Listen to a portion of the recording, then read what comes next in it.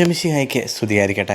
ബലിയല്ല കരുണയാണ് ഞാൻ ആഗ്രഹിക്കുന്നത് എന്ന് യേശു പറയുമ്പോൾ ബലി അർപ്പിക്കേണ്ട എന്നല്ല യേശു ഉദ്ദേശിക്കുന്നത്. നിൻ്റെ ബലികളെല്ലാം നിൻ്റെ കരുണയുടെ പ്രതിഫലനമാകണമെന്നാണ്. മനുഷ്യത്വം ഉണ്ടാവണം. ബലി അർപ്പിക്കുമ്പോൾ ദൈവം നിന്നോട് കാണിക്കുന്ന കരുണയും നീ മറ്റുള്ളവരോട് കാണിക്കുന്ന കരുണയും നിൻ്റെ ഉള്ളിലുണ്ടാവണം. കരുണ എന്ന് പറയുന്നത് ബലിയുമായി ബന്ധപ്പെട്ടതാണ്. ദൈവവുമായുള്ള ബന്ധമാണ് നീ അർപ്പിക്കുന്ന ബലിയുടെ അടിസ്ഥാനം. എന്താണ് ദൈവവും നമ്മൾ തമ്മിലുള്ള ബന്ധത്തിൻ്റെ ഒരു പ്രത്യേകത? കരുണയോടെ നമ്മെ ചേർത്ത് പിടിക്കുന്നവനാണ് ദൈവം.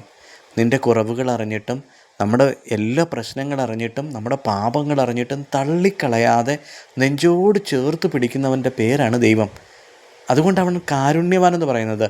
അവൻ നീതിയോടെ നമ്മെ നോക്കിയാൽ ഒരിക്കലും നമുക്ക് ദൈവത്തിന് മുമ്പിൽ നിൽക്കാൻ പറ്റത്തില്ല. അതുകൊണ്ട് അവൻ കരുണയോടെ നോക്കണത്. ഇന്നിത് കേൾക്കുമ്പോൾ ഒന്ന് ആലോചിച്ച് നോക്കിയേ, എന്തുമാത്രം കരുണയാണ് ദൈവം നമ്മുടെ ജീവിതത്തിൽ ചൊരിയുന്നത്. ഈശോയോട് പ്രാർത്ഥിക്കാം, എൻ്റെ ദൈവമേ, എൻ്റെ ബലികളെല്ലാം നിൻ്റെ കരുണയുടെ അനുഭവമായി മാറട്ടെ. നീ എന്നോട് കാണിക്കുന്ന കരുണ ദൈവമേ മറ്റുള്ളവരോട് കാണിക്കാനുള്ള അനുഗ്രഹം എനിക്ക് തരണമേ. തലവണങ്ങി ആശീർവാദം സ്വീകരിക്കാം. പിതാവായ ദൈവത്തിൻ്റെ സ്നേഹവും ഏകജാതൻ്റെ കൃപയും പരിശുദ്ധാത്മാവിൻ്റെ സംസർഗവും ആവാസവും ഇന്നും എപ്പോഴും നിങ്ങളോടൊപ്പവും നിങ്ങളുടെ എല്ലാ നിയോഗങ്ങളോടൊപ്പവും നിങ്ങളുടെ കുടുംബത്തിലെ ഓരോ വ്യക്തികളോടൊപ്പവും ഇപ്പോഴും എന്നേക്കും ഉണ്ടായിരിക്കട്ടെ. ആമേൻ.